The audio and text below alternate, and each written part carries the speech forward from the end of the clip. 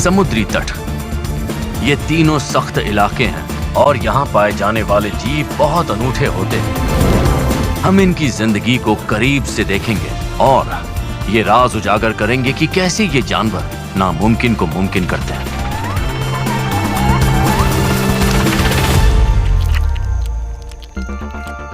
Impossible Animals with Patrick R.E.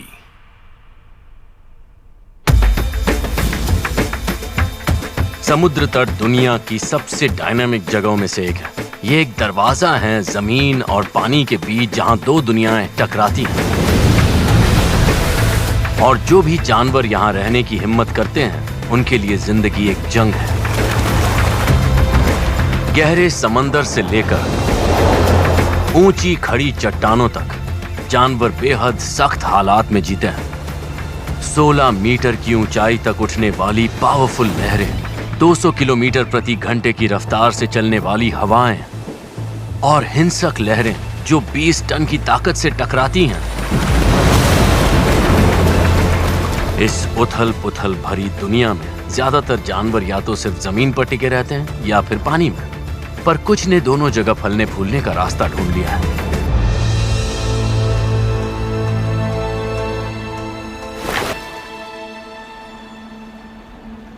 Antarctica की एक प्रजाति ने इस हुनर को कला का रूप दे दिया है।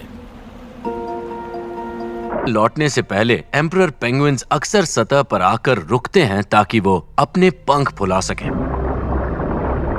लेकिन दरअसल वो अपने पंखों में हवा कैद कर रहे होते हैं और यही नामुमकिन को मुमकिन बनाने में मदद करता है। पंख फुलाने के फौरन बाद वो गोता लगाना शुरू करते हैं और जैसे जैसे वो नीचे जाते हैं, पंख 20 मीटर की गहराई में पहुंचते हैं तो पानी का दबाव सतह के मुकाबले 3 गुना ज्यादा होता है और ये हवा फटने के लिए तैयार होती है जैसे शैंपेन का कॉर्क। जेट पावर्ड स्ट्रीम पर एम्परर पेंगुइन सतह को चीरते हुए लगभग 30 किलोमीटर प्रति घंटे की रफ्तार से के करीबी रिश्तेदारों को इससे कहीं ज्यादा खतरनाक सफर करना पड़ता है।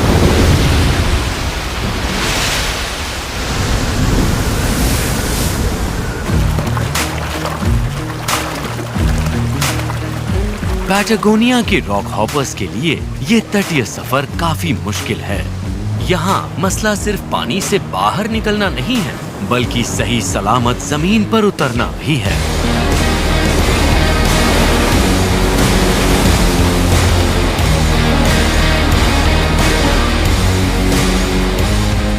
तो इन परिंदों को सुरक्षित लैंडिंग का कोई ना कोई स्मार्ट तरीका चाहिए। इनकी अनोखी स्ट्रैटेजी आसान है, वो छोटे बने रहते हैं। मैं जानता हूं सुनने में ये बहुत समझदारी भरा अडैप्टेशन नहीं लग रहा है, लेकिन जब आप न्यूटन का सेकंड लॉ ऑफ मोशन याद करें तो सारी चीजें समझ में आने लगती हैं। अगर पेंगुइन्स की चट्टानों से टकराने की रफ्तार बराबर रहे तो फिर आकार बहुत मायने रखता है। आप जितने छोटे होंगे टक्कर पर उतनी कम फोर्स आपको लगेगी और कम फोर्स का मतलब है कि कम चोट लगने का खतरा। दुनिया के सबसे छोटे पेंगुइन्स में से एक रॉक हॉपर सिर्फ 50 सेंटीमीटर लंबे और 3 किलो वजनी होते हैं और इनमें गजब का बाउंस होता है।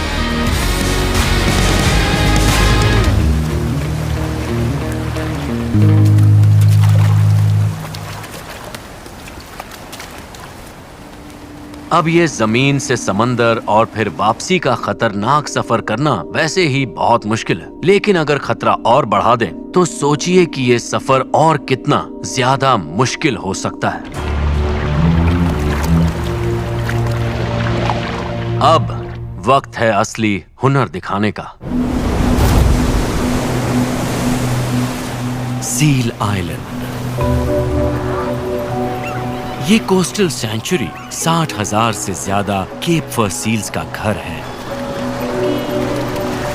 खाना ढूंढने के लिए इन्हें जमीन की सेफ्टी छोड़नी पड़ती है और ये जानते हैं कि किनारे से थोड़ी दूरी पर ही कोई खतरनाक शिकारी घात लगाकर बैठा है।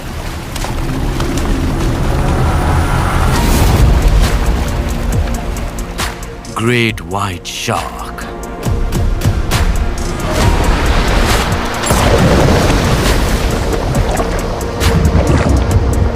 40 किलोमीटर प्रति घंटे की धमाकेदार रफ्तार और धरती पर सबसे ताकतवर जबड़ों में से एक। ये आला दर्जे का शिकारी घात लगाने की तैयारी करता है। सील्स के लिए स्थिति और खराब हो जाती है क्योंकि ये शार्क्स टर्बोचार्ज्ड होती हैं। ज्यादातर मछलियां ठंडे खून वाली होती हैं, लेकिन ग्रेट व्हाइट्स उन 5 शार्क की प्रजातियों में से हैं जो गर्म खून वाली हैं, और वो ये हासिल करती हैं लगातार तैरकर। मसल्स का ये लगातार इस्तेमाल गर्मी पैदा करता है और उनके शरीर का तापमान 26 डिग्री सेल्सियस तक होता है, और ये गर्म मसल्स इन शार्क्स को बहुत ज्यादा तेज रफ्तार देते हैं। सच तो ये है कि ग्रेट व्हाइट 30 मीटर की गहराई से सतह तक आ सकती है सिर्फ 3 सेकंड में। यही है उनके तेजी से शिकार को पकड़ने का राज। सील्स के पास बचने का कोई मौका नहीं है, या है?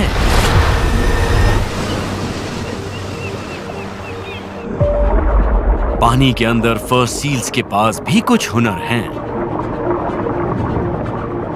सामने वाले फ्लिपर्स से ताकत लगाकर और पिछले फ्लिपर्स को पतवार की तरह इस्तेमाल करते हुए ये 30 किलोमीटर प्रति घंटे तक की रफ्तार पकड़ सकते हैं, और सिर्फ 1 मीटर से थोड़ी ज्यादा दूरी पर दिशा बदल सकते हैं। और इतना ही नहीं, इनके पास एक जांबाज तकनीक भी है। भले ही ग्रेट व्हाइट शार्क्स इनसे आकार में 3 गुना हों, लेकिन ये बहादुर सील हैं और अपने डर का डटकर सामना करते हैं। उनके खौफनाक जबड़ों से चंद मीटर की दूरी तक जाकर ये अपनी जान जोखिम में डालकर शिकारी को भगा देते हैं।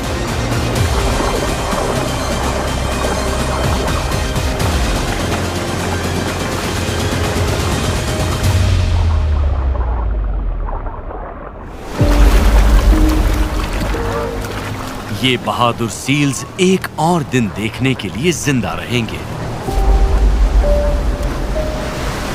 इस अनिश्चित तटीय दुनिया में।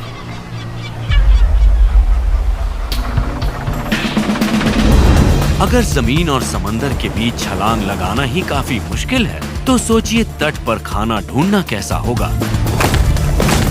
उसके लिए तो बिल्कुल नए हुनर और नई तरकीबों की जरूरत होगी।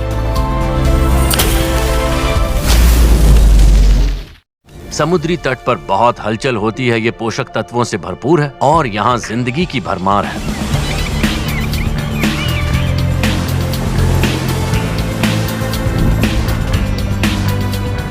लेकिन जो जानवर यहाँ रहते हैं उनके लिए सारी कैलोरीज जुटाना कभी कभी नामुमकिन हो जाता है। फिर भी जानवरों का एक परिवार है जो इसमें माहिर है, primates.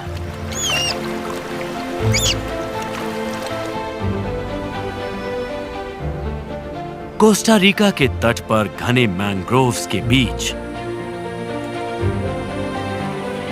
White faced कैपुचिन्स sea food की दावत की तलाश में हैं। ये इस खास जगह इसीलिए आए हैं क्योंकि इन्हें मालूम है कि टाइड उतरने के बाद नीचे छिपा खजाना सामने आ जाएगा। बस थोड़े सब्र की जरूरत है।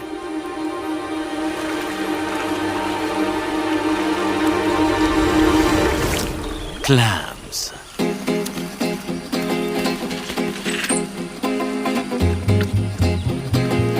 प्रोटीन से भरपूर खुराक, लेकिन सिर्फ तभी जब आप भीतर छिपे इनाम तक पहुंच सकें।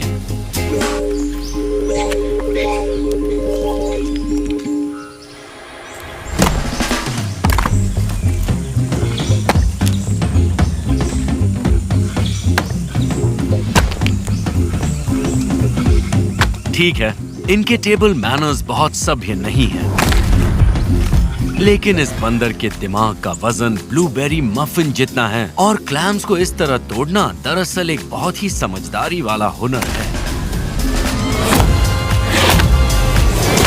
ये उस मसल को ढीला कर देता है जो इस खोल को कसकर बंद रखता है। और जैसे ही खोल खुलता है, कुशल उंगलियां बाकी का काम कर देती हैं। एक लजीज इनाम उनके लिए जो इसे ढूंढ निकालने की अकल रखते हों।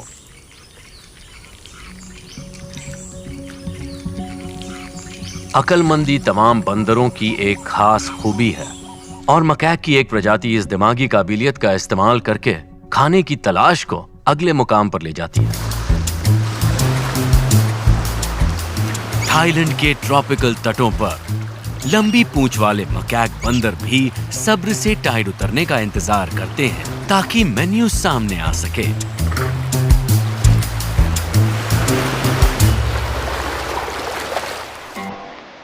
ऑयस्टर्स, क्लैम्स की तरह ही ये भी ऊर्जा से भरपूर खुराक हैं, लेकिन एक मजबूत खोल में कैद। और इस बार खोल और भी ज्यादा सख्त है और ये चट्टानों से चिपके हुए हैं। इन समुद्री बंदरों को अंदर पहुंचने के लिए अपनी पूरी अकल का इस्तेमाल करना पड़ता है।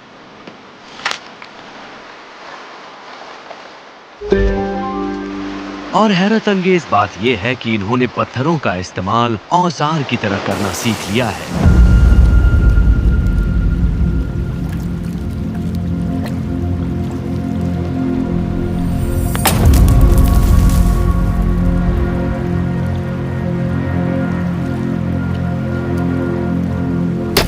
ऊपर से देखने में ये काफी ताकत लगाने जैसा लगता है, लेकिन ये बढ़िया दावत काफी ज्यादा जटिल है।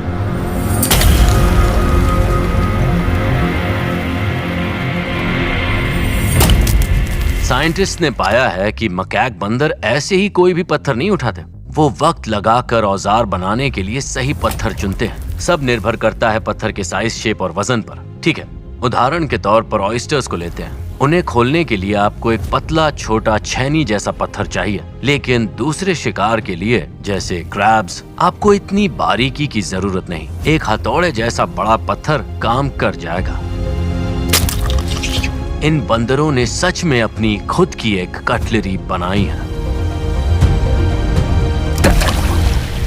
और अगर ये अकलमंदी का सुप्रीम शो काफी नहीं है, तो साइंटिस्ट का मानना है कि कुछ प्राइमेट्स ने अपना ही स्टोन एज शुरू कर लिया है। ब्राजील की खुदाई में मिली कलाकृतियों से पता चलता है कि कुछ प्राइमेट्स 3000 साल से पत्थरों का इस्तेमाल कर रहे थे। यह ऐसा पहला उदाहरण है जहां इंसानों के अलावा किसी और प्रजाति ने औजारों का इस्तेमाल खाना ढूंढने के लिए किया। बावजूद इसके कि इनके तटीय घर के हालात लगातार बदलते रहते हैं, इन चालाक बंदरों ने ढेर सारे खाने तक अपनी पहुंच बना ली है। इसका मतलब है कि बीच लाइफ का लुत्फ उठाने के लिए ढेर सारा वक्त भी है।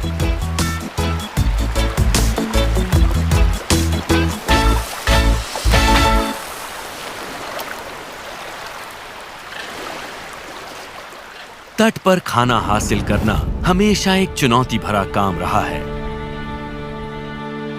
लेकिन जब आपका घर अलास्का के तटों पर मौजूद नदी का टाइडल मुहाना हो, तो हर मौके का पूरी तरह फायदा उठाना जरूरी हो जाता है।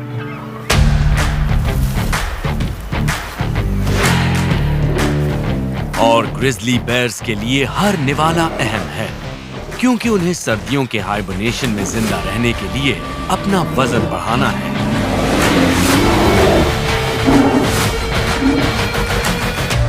खुशकिस्मती से हर गर्मियों में ये समुद्र तट मछलियों की एक बड़ी दावत लेकर आता है। हजारों सैमन मछलियां अंडे देने के लिए समुद्र से वापस आती हैं।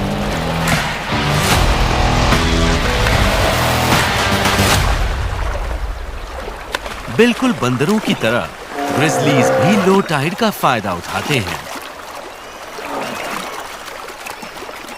उथले पानी में मछलियों के पास भागने की जगह कम होती है और भालुओं के पास कामयाब शिकार करने का बेहतर मौका होता है।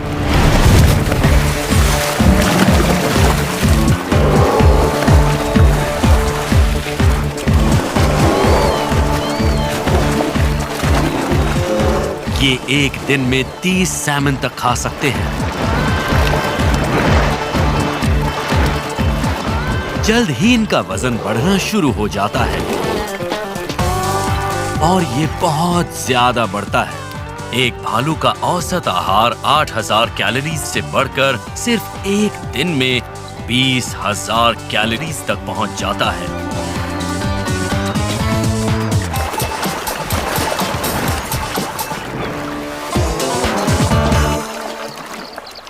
अगर हम में से कोई रोजाना अपना कैलोरी इनटेक लगभग 3 गुना बढ़ा दे तो हम पर जल्द ही असर नजर आएगा।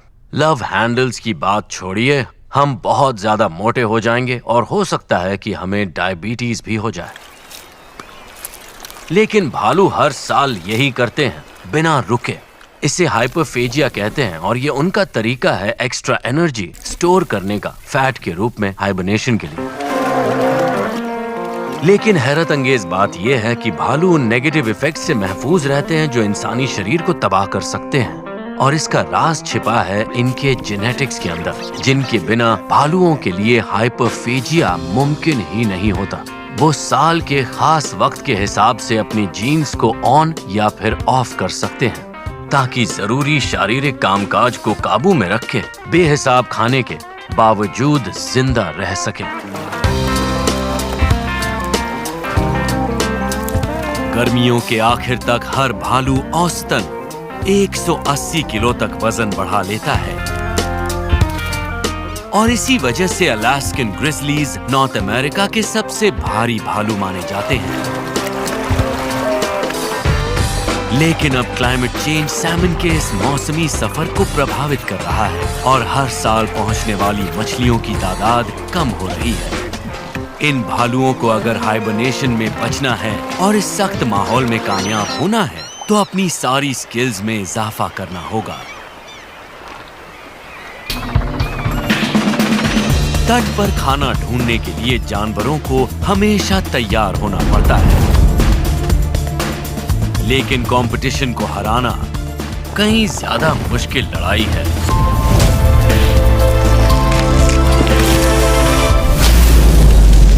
हमारे प्लैनेट पर 15 लाख किलोमीटर से भी ज्यादा तटीय इलाका है, तो आप सोचेंगे कि काफी सारे बीच होंगे, लेकिन आप गलत हैं, क्योंकि कई किलोमीटर तटीय इलाका रहने लायक नहीं है और महासागर की लहरें पोषक तत्वों को कुछ चुनिंदा हॉटस्पॉट्स पर जमा कर देती हैं, जिसका मतलब है कि शानदार जगहों की कमी है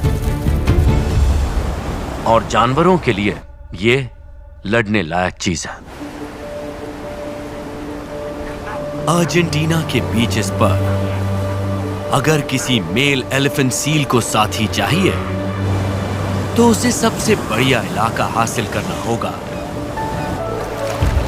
और इसके लिए उनके पास एक बहुत ही मोटी सी रणनीति है।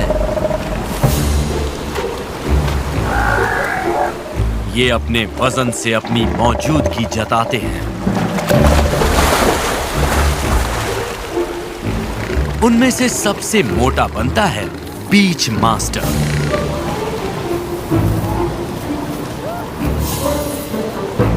चार 4000 किलो के जबरदस्त वजन के साथ ये किसी एसयूवी से भी भारी है।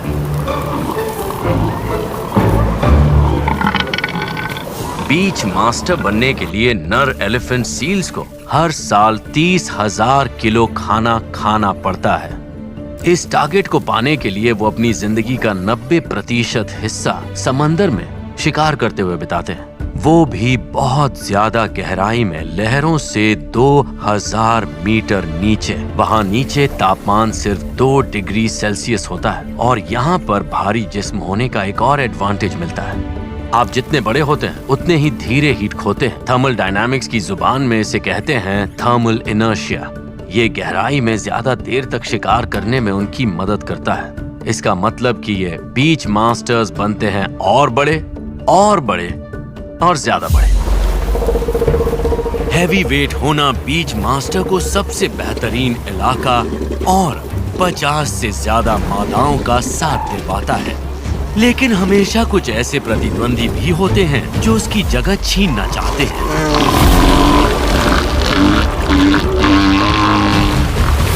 पर बने रहने के लिए इस विशाल जानवर के पास एक आखिरी हथियार है। इसे अपने वजन का इस्तेमाल करना बखूबी आता है। सामने के फ्लिपर्स पर उठकर बीच मास्टर 2.5 मीटर ऊंचा खड़ा हो जाता है और 2 टन की ताकत से वार करता है।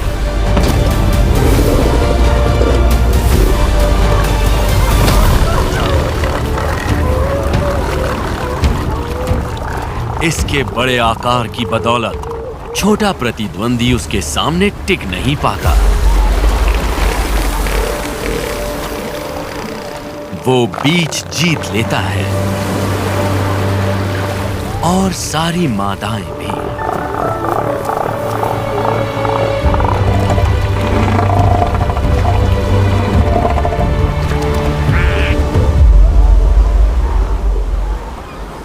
सबसे बढ़िया खाड़ियों और समुद्री तटों के लिए लगातार जंग होती रहती है, लेकिन यह दबाव और भी ज्यादा हो जाता है आइलैंड्स पर। मुख्य जमीन से कटे होने की वजह से रिसोर्सेज की कमी होती है। तो फिर कैसे बचा जाए जब आप अपने दुश्मन के साथ एक बेहद तंग जगह पर कैद हो? इंडोनेशिया के सिर्फ 5 अलग थलग टापुओं पर दुनिया की सबसे बड़ी छिपकली रहती है।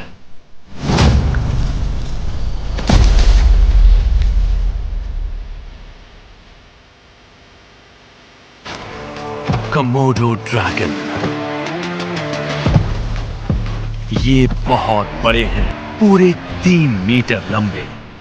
लेकिन दिक्कत ये है कि ये सब के सब इतने ही बड़े हैं। हर ड्रैगन के सामने ये चुनौती है कि वो खाने तक बाकी ड्रैगन से पहले पहुंचे।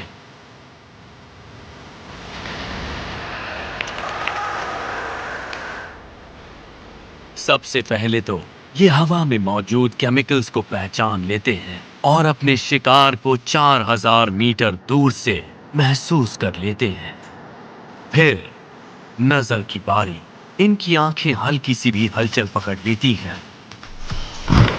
ये अपने शिकार को 300 मीटर दूर से देख सकते हैं। और आखिर शिकार को फाड़ने और उसकी आंतें निकालने की घिनौनी आदत।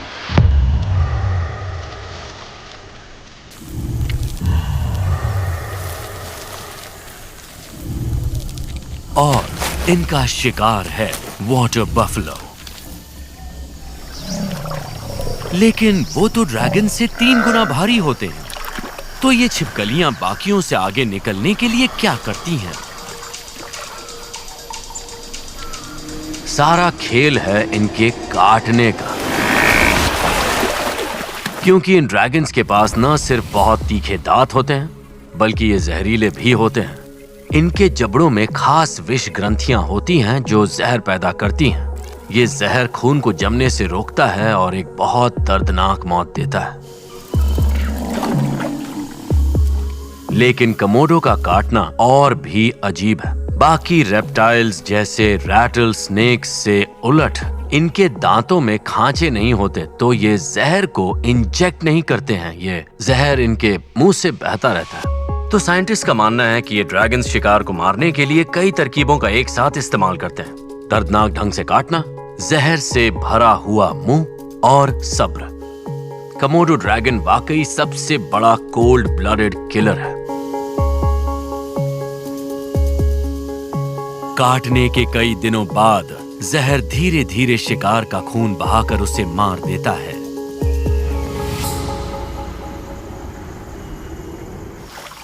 और फिर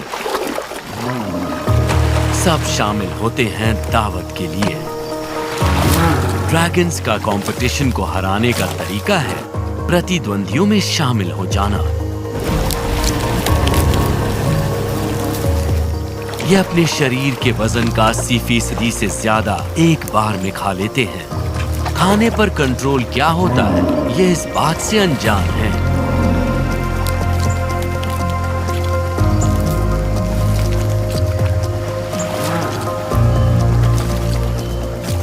और यहीं इनके मुकाबले की आदत एक खतरनाक मोड़ ले लेती है। अब ये सुनिए, ये एक दूसरे को भी खा जाते हैं।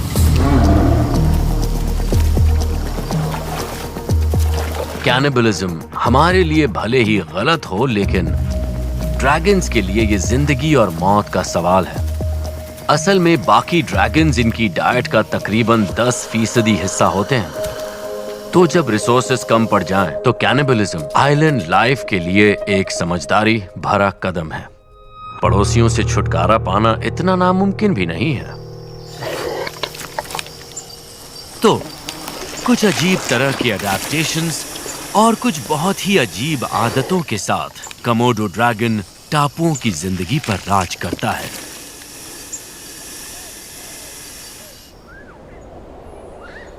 लेकिन अगर आपका आकार आपका सबसे बड़ा हथियार ना हो, तो कभी कभी चालाक होना पड़ता है।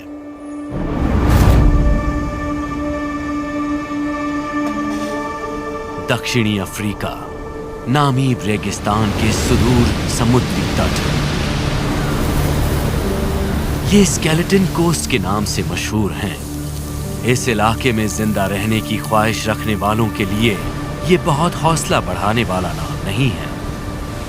लेकिन इसके बावजूद ये सील कॉलोनी ऊपर से आसान शिकार लगती है। लेकिन असलियत कुछ और ही है। सियार शिकारी तो होते हैं, लेकिन वो पालतू कुत्ते से भी छोटे होते हैं। वो कभी भी ऐसे सील को नहीं चुनेंगे घूम रहा है। ब्राउन हाइना, जिसे लक्कड़ बग्गा भी कहते हैं, ये सियार से 2 गुना बड़ा और 4 गुना भारी होता है।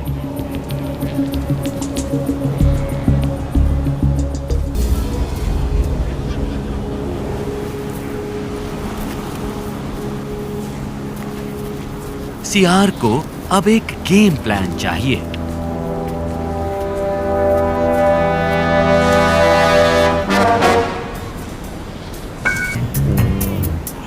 इस चालाक जानवर को तेजी से खाना चुराना होगा।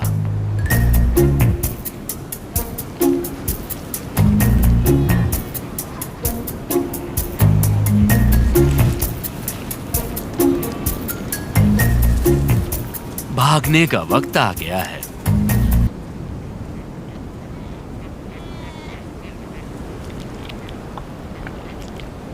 तटों पर चल रही जंग, चाहे खाने के लिए हो या साथी जीतने के लिए, ये हमेशा जारी रहती है। लेकिन कई जानवरों के लिए तट पर सबसे बड़ी चुनौती इस खतरनाक माहौल में अपने बच्चों को सही सलामत पालने की है।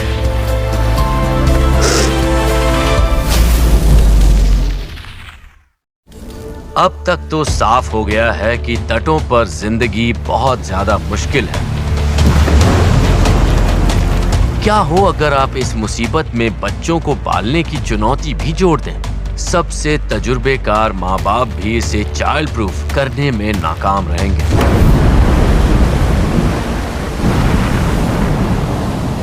लेकिन एक छोटी सी निडर चिड़िया है जो मुश्किलों को मात देकर अपना परिवार इस डेंजर जोन में पालती है।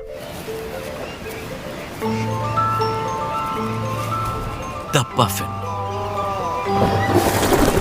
हर बसंत में पफिन जोड़े उत्तरी यूरोप की तटीय चट्टानों पर मिलते हैं। ये मुलाकात 8 महीने बाद हो रही है। तो ये साथ ही एक बिल बना लेते हैं और एक अंडा देते हैं। अंडे से निकलने के बाद बच्चे की मांग खत्म ही नहीं होती।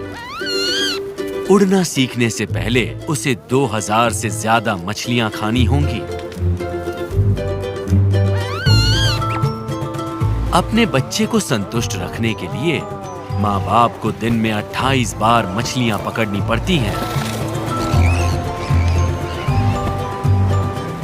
ये एक मुश्किल काम है और क्लाइमेट चेंज इसे और मुश्किल बना रहा है। समुद्र का बढ़ता हुआ तापमान मतलब मछलियां अब बहुत दूर मिलती हैं।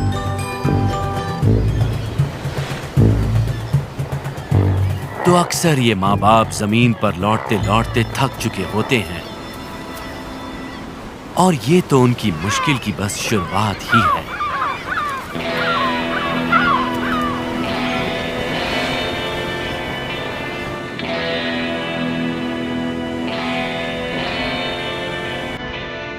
ग्रेटर ब्लैक बैक्ड गर्ल यहाँ इनके खाने को चुराने आया है और ये इनके बच्चों को भी मार देता है।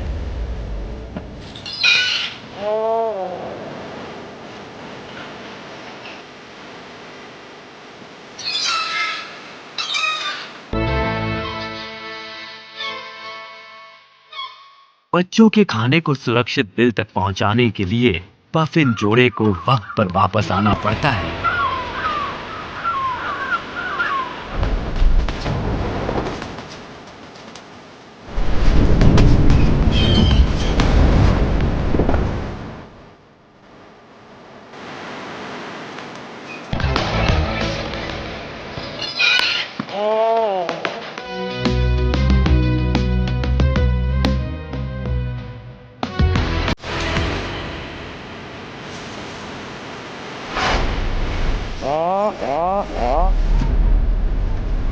अगले 6 हफ्तों तक ये माँ बाप सैकड़ों बार अपनी जिंदगी दांव पर लगाएंगे, सिर्फ अपने बच्चों के लिए।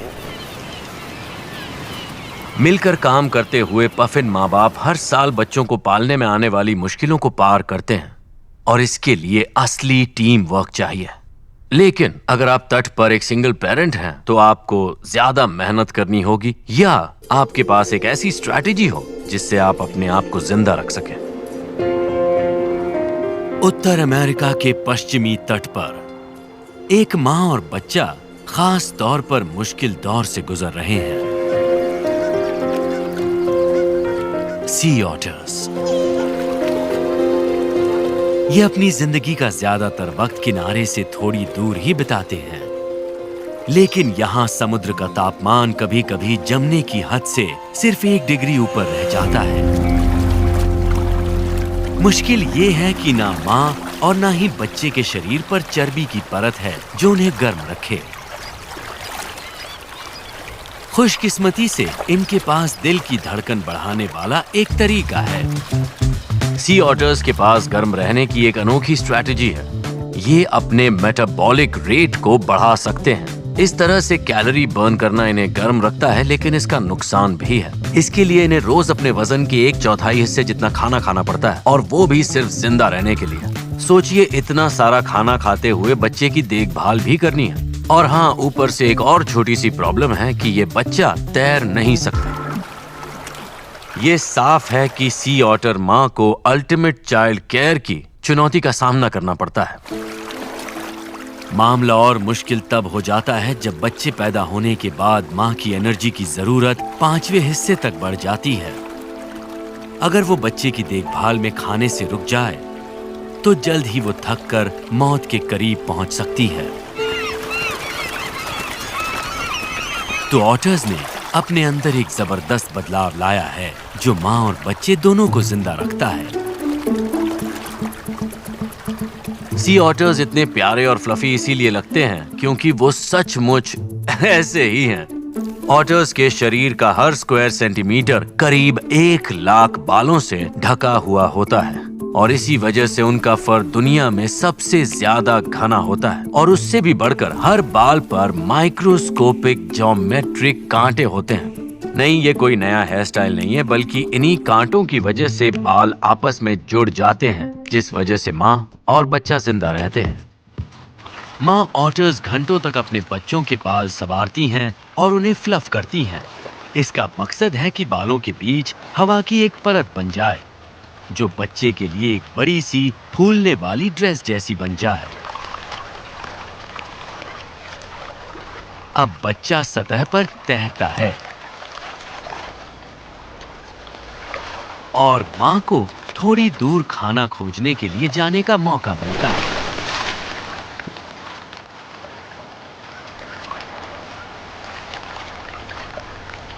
अकेला तैरता ये बच्चा आसानी से शिकार बन सकता है,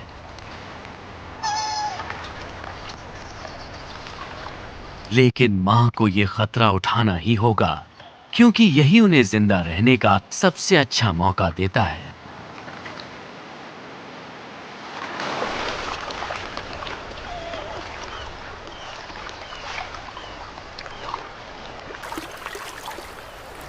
जब आपके पास देखभाल करने के लिए प्यारे माता पिता हों तो बड़ा होना अच्छी बात है, लेकिन तटों पर सबसे मुश्किल चुनौती तब होती है जब एक नवजात बच्चे को बिल्कुल अकेले रहना पड़े।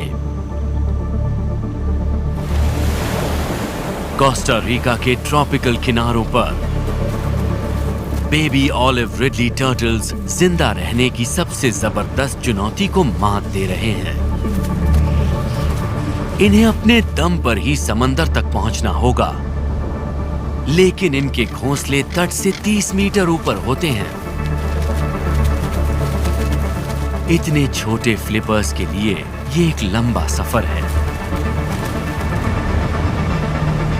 और बात यहीं खत्म नहीं होती।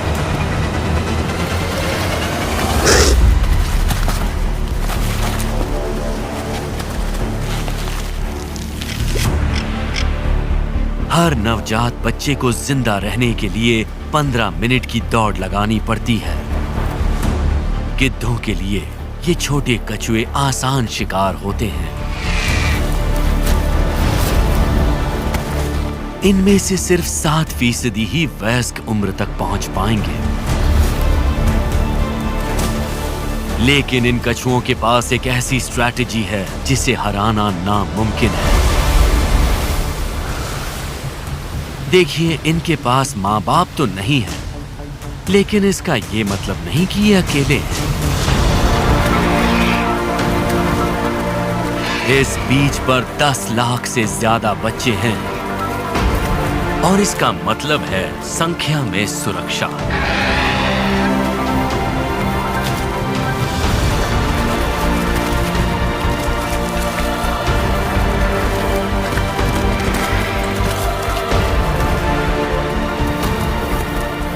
शिकारी सबको नहीं पकड़ सकते, लेकिन जिस तरीके से ये बच्चे सामूहिक रूप से बाहर निकलते हैं वो अविश्वसनीय है।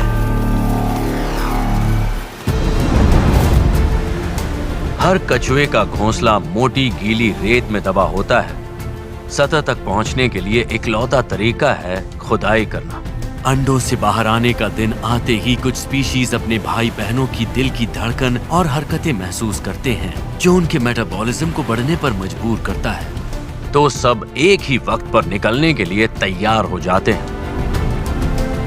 पहले कछुए का खोल टूटना स्टार्टिंग पिस्टल जैसा होता है। सैकड़ों छोटे फ्लिपर्स 4 दिन की खुदाई शुरू कर देते हैं।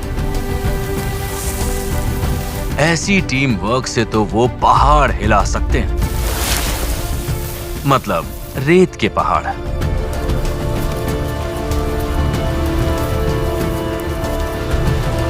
नंबर्स, टाइमिंग और टीम वर्क, इन 3 चीजों के दम पर ये नन्हे बच्चे तटों की अशांत दुनिया में जिंदा रहने का रास्ता खोज लेते हैं।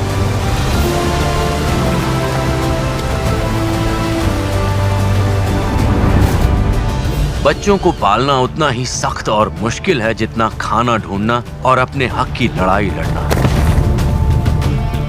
लेकिन अगर आप कुछ नियम तोड़ने के लिए तैयार हैं तो आपके पास जीने का अच्छा मौका है। आपको बड़ा, मौका परस्त और लचीला होना पड़ेगा।